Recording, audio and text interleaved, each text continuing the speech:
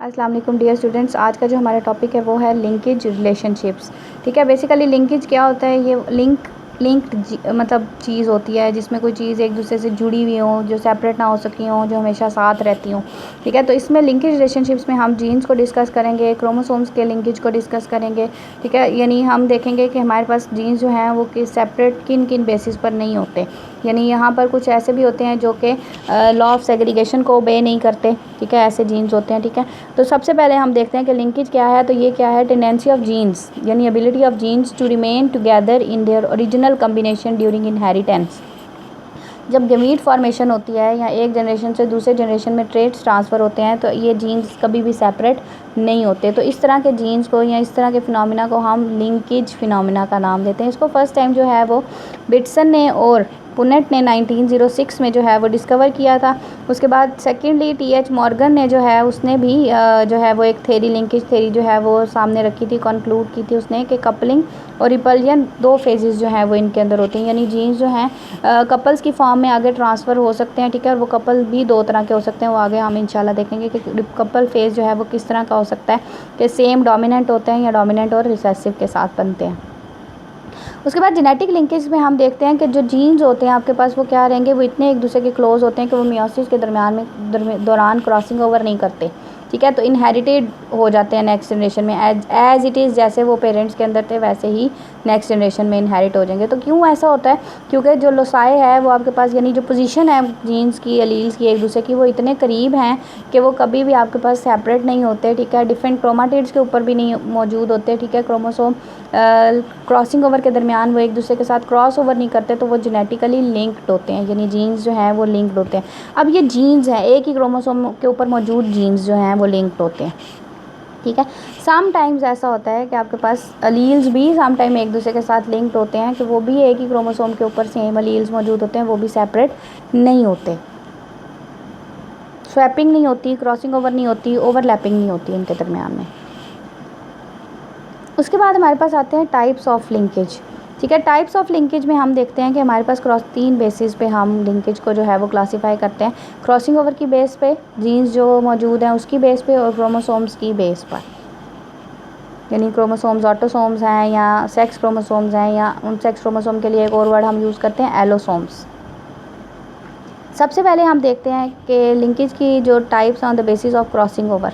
ठीक है, crossing over की बेस पे हमारे पास, हम क्रॉसिंग ओवर की बेस पे हम लिंकेज को टू कैटेगरीज में डिवाइड करते हैं, कंप्लीट एंड इनकम्प्लीट या पार्शियल लिंकेज। ठीक है, कंप्लीट लिंकेज हमें देखने को मिलता है मेल्स की ड्रोसोफिला जो फ्लाई होती है उसकी मेल में, एंड सिल्क वॉर्म रेशम का जो कीड़ा होता है उसकी फीमेल्स में। उसमें हमें कोई न्यू वैरायटी, कोई वेरिएशन, कोई न्यू करैक्टर नहीं मिलता। वो हमेशा जैसे मेल्स के अंदर जो करैक्टरिस्टिक्स मौजूद होती हैं वही आपको नज़र आएंगी। No other variety other than the original forms. ठीक है, तो ये कंप्लीट लिंकेज है, यानी उनके दरमियान में क्रॉसिंग ओवर होती ही नहीं है। उनमें कुछ करैक्टर्स के दरमियान में हमें कभी न्यू वैरायटीज़ देखने को नहीं मिलती। सेकेंडली आपके पास इनकम्प्लीट पार्शियल या पार्शियल लिंकेज जो है वो मौजूद होता है हमारे पास फीमेल्स ऑफ ड्रोसोफिला और सेवरल, यानी हम लोग भी हैं, इन ह्यूमन बींग्स आ जाते हैं, डिफरेंट इंसेक्ट्स आ जाते हैं, और प्लांट्स के अंदर जो है वो इनकम्प्लीट लिंकेज मौजूद होता है मेज एंड पी के अंदर। ठीक है, इसमें आपके पास क्या होगा कि वो आपके पास अलील्स होते हैं या वो जीन्स होते हैं जो आपके पास, इनके अंदर किसी हद तक चांस होता है, यानी 50% चांस होता है कि वो आपके पास क्रॉस ओवर कर जाएँ या ना करें। 50% चांस होता है, तो ये पार्शियल है। ठीक है, हाफ लिंकेज है या इनकम्प्लीट लिंकेज है, किसी हद तक जीन्स जो हैं वो ओवरलैप कर जाते हैं।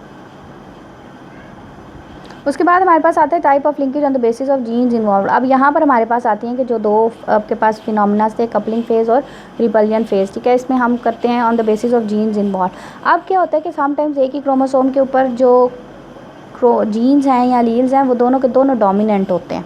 यानी यहाँ पर आपको नज़र आ रहा है, यानी टॉल एंड राउंड का। ठीक है, प्लांट्स की एग्जांपल दे देती हूँ, यहाँ हम कहते हैं हाइटनेस का और शेप का। ठीक है, तो उसके ऑपोजिट आपको नज़र आ रहा होगा दूसरे क्रोमोसोम के ऊपर दोनों रिसेसिव हैं। अब एक जब गमीट्स फॉर्मेशन होगी तो एक इंडिविजुअल के अंदर दोनों डोमिनेंट जाएंगे और दूसरे के अंदर दोनों रिसेसिव जाएंगे। ये कपलिंग फेज़ है, यानी सेम कपल है। ठीक है, सेकेंड रिपल्जन फेज़ है, यानी उसमें दोनों पार्टनर ऑपोजिट होते हैं, एक डोमिनेंट है तो दूसरा रिसेसिव है। अब एक क्रोमोसोम के अंदर जब गमीट्स बनेंगे तो क्या होगा, जो क्रोमोसोम जाएगा वो उसमें दोनों है, रिसेसिव भी है और डोमिनेंट भी है। इसी तरह दूसरे गमीट के अंदर भी आपके पास दोनों ऑपोजिट जो हैं वो लील जीन्स मौजूद होंगे। उसके बाद हमारे पास है कि टाइप्स ऑफ लिंकेज, यानी हम यहाँ पे कह सकते हैं कि on the basis of chromosomes. अब यहाँ पे है कि ऑटोसोम्स हैं या एलोसोम्स हैं। ऑटोसोम्स आपके पास क्या होते हैं कि ये वो आपके पास क्रोमोसोम्स होते हैं जो कि बॉडी के करैक्टर्स को कंट्रोल कर रहे होते हैं, यानी कलर कैसा है, हेयर कैसे हैं, ठीक है, यानी अदर देन सेक्स क्रोमोसोम। जबकि एलोसोम लिंकेज जो है वो सेक्स लिंकेज होते हैं कि ये या तो एक्स और वाई क्रोमोसोम्स पे डिपेंड करते हैं, यानी फीमेल और मेल करैक्टरिस्टिक को कंट्रोल करते हैं कि वो किस किस्म की होंगी। तो ये क्या कहलाएंगे, अब एक्स और वाई के ऊपर जो मौजूद है वो एलोसोमल लिंक्ड जीन या सेक्स लिंकेज कहलाएगा, ठीक है। यहाँ हम उसे जो उसके अलावा जो आपके पास बॉडी क्रोमोसोम या ऑटोसोम्स हैं उनके ऊपर जो मौजूद होंगे वो ऑटोसोमल लिंकेज कहलाता है।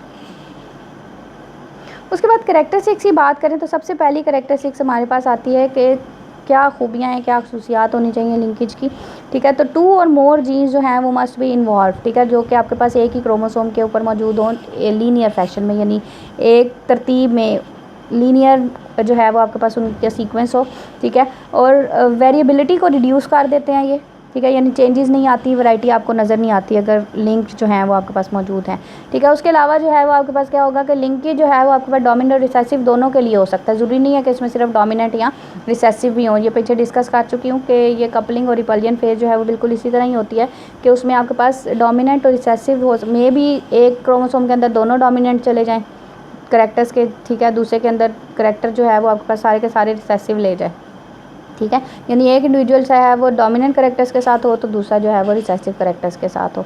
उसके अलावा लिंकेज जो है वो आपके पास क्या करता है कि उसमें 2 जीन्स जो हैं वो आपके पास इन्वॉल्व होते हैं जो क्लोजली रिलेटेड हों, ठीक है। मतलब ज़रूरी नहीं है कि भाई मतलब क्रोमोसोम्स के एक कॉर्नर पर जो जीन है वो और दूसरे कॉर्नर के जीन जो है वो लिंक नहीं होंगे, वो हमेशा लिंक्ड वो होंगे आपके पास जो साथ साथ मौजूद हैं, ठीक है। अब स्ट्रेंथ ऑफ लिंकेज, यानी लिंकेज कितना स्ट्रॉन्ग है वो डिपेंड करता है डिस्टेंस के ऊपर। जितना डिस्टेंस कम होगा उतना लिंकेज स्ट्रॉन्ग होगा, जितना डिस्टेंस ज़्यादा होगा उतना लिंकेज वीक होगा, ठीक है, यानी lesser the distance higher the strength, ठीक है, यानी जितना डिस्टेंस कम है स्ट्रेंथ उतनी ज़्यादा होगी। बिल्कुल इसी तरह अपोजिटली जितना डिस्टेंस ज़्यादा होगा उतनी स्ट्रेंथ कम होगी, ठीक है। उसके अलावा लिंक जीन जो है वो हमारे पास टेस्ट क्रॉस के ज़रिए भी हम उसको देख सकते हैं, ठीक है। जो हमारे पास प्रोजेनी आती है उससे हमें पता चल जाता है कि अगर तो आपको ज़्यादातर पेरेंट जीन्स की नज़र आए तो इसका मतलब है कि उसमें ज़्यादातर जीन्स लिंक्ड हैं। अगर आपको वैरायटी ज़्यादा नज़र आती है तो इसका मतलब है उनके अंदर लिंकेज कम है।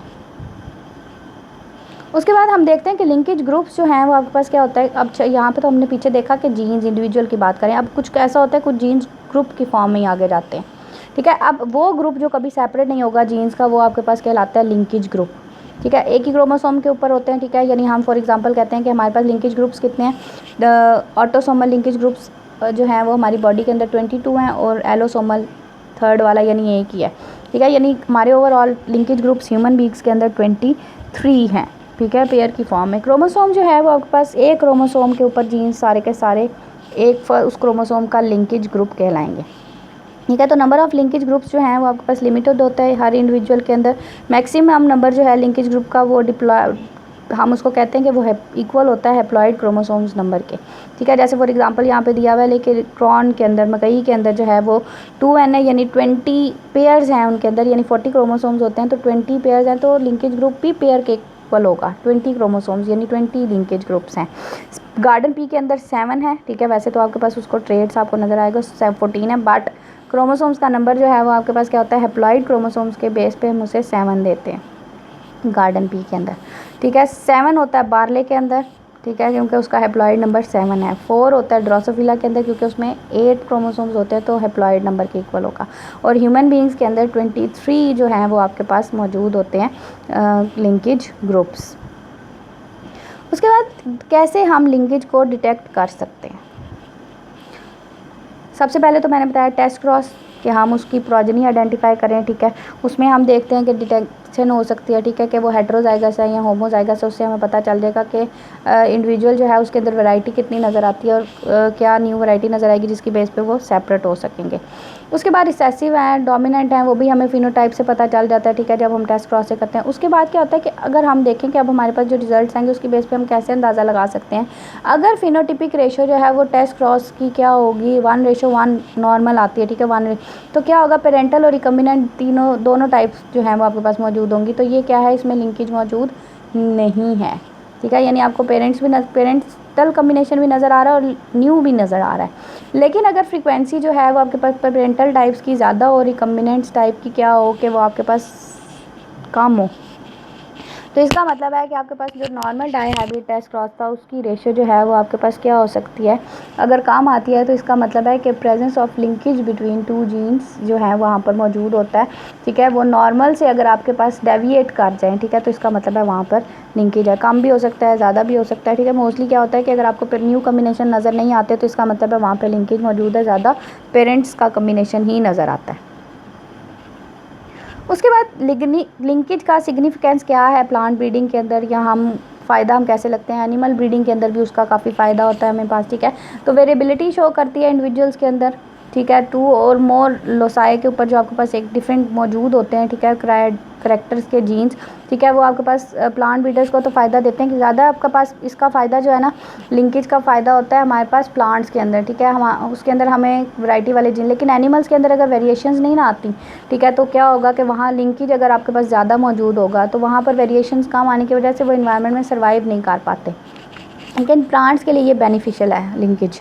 ठीक है, तो वो प्लांट ब्रीडर्स जो हैं वो अपनी मर्ज़ी के डिज़ायर्ड करेक्टरिस्टिक्स को एक दूसरे के साथ लिंक कर देते हैं, करीब कर देते हैं, और वो हमेशा उन्हीं करेक्टर्स के साथ ही आगे जाएंगे। ठीक है, लिंकेज जो है वो ये भी हो सकता है कि अनडिज़ायरेबल भी हो सकता है। ठीक है, जब आपके पास क्या हो कि when desirable and undesirable genes are linked together. ठीक है, वहाँ पर अब क्या होता है कि अगर जीन्स वो वाले इकट्ठे हो जाए कि हम वो भी हो है जो हमें अच्छा लगता है और वो भी है जो हमें ज़रूरत नहीं है या अच्छा नहीं लगता करेक्टर। ठीक है, लेकिन फिर भी हमें उसको ज़रूरत होती है, हमने उसको आगे लेके जाना होता है। उसके बाद क्रॉसिंग ओवर और लिंकेज के दरमियान में क्या फ़र्क है। अब यहाँ पर क्रॉसिंग ओवर तो और चीज़ है ना, ओवरलैपिंग, उसकी वजह से भी चेंजेस आते हैं। लिंकेज में क्या है, क्रॉसिंग ओवर जो है वो लिंक्ड जीन्स को सेपरेट कर सकती है, और जो लिंकेज है वो जीन्स को सेपरेट होने नहीं देता। ठीक है, क्रॉसिंग ओवर के अंदर टेंडेंसी होती है कि वो सम टाइम लिंक्ड जीन्स को भी सेपरेट कर दे, पर लिंकेज जो है वो एक फिनोमिना है कि वो जीन्स एक साथ ही रहते हैं।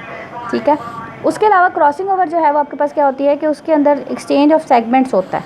ठीक है, लेकिन जीन्स जो है आपके पास लिंक्ड जीन्स जो होते हैं, ठीक है, वो इंडिविजुअल क्रोमोसोम के ऊपर मौजूद होता है। ठीक है, crossing over non sister chromatids के दरमियान में होती है, होमोलोगस क्रोमोसोम्स के, जबकि लिंकेज जो है वो एक ही क्रोमोसोम की बात हो रही है। ठीक है, क्रॉसिंग ओवर की जो फ्रीक्वेंसी है आपके पास, वो आपके पास क्या होती है कि 50% से ज़्यादा नहीं होती। लेकिन लिंकेज ग्रुप्स जो हैं वो आपके पास क्या होते हैं कि वो भी आपके पास क्या होता है कि हेप्लॉइड क्रोमोसोम से ज़्यादा नहीं होते, उसमें परसेंटेज नहीं आती, वो डिपेंड करती है नंबर ऑफ़ हेप्लॉइड क्रोमोसोम्स के ऊपर। ठीक है, वो इसी के अलावा आपके पास क्या होता है, क्रॉसिंग ओवर जो है वो म्यूटेशंस करती है, वेरिएशंस लेकर आती है, न्यू करेक्टर्स लेकर आती है, लेकिन लिंकेज रिड्यूस करता है इस चीज़ को।